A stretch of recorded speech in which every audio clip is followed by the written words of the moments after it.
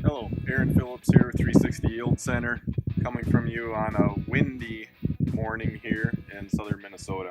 The corn out here is about V5, so we're not quite ready to Y drop yet, but still just want to see what's going on as we get prepared to go out and Y drop. If you're using your soil scan, some things that we want to make sure that we do is when we store it, the nitrate sensor, which is the gray one, usually is stored dry.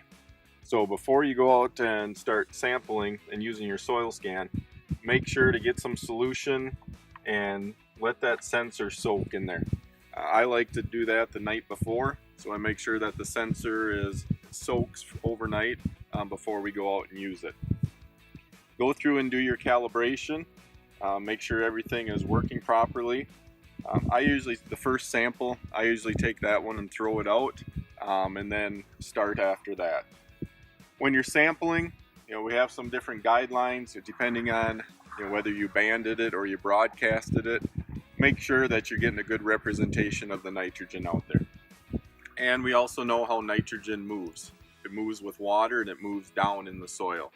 So make sure you're getting your samples where you need the nitrogen. So in this case, you'll make sure you're sampling right at the base of the plant, because most of the plant is going to absorb the nitrogen from right down in the roots. When you're doing your sampling, make sure you get it broken up good, and then just run it through and see what your results are.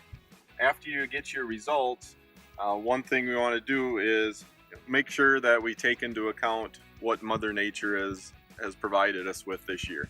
Has it been a very wet season? In that case, some of the nitrogen could have moved down in the soil, so you might want to do a 12 to 24 inch sample. Also, has it been really hot? Are we going to get a lot of mineralization yet this year? Is there some of the anhydrous still in the ammonium form and hasn't converted to nitrate yet?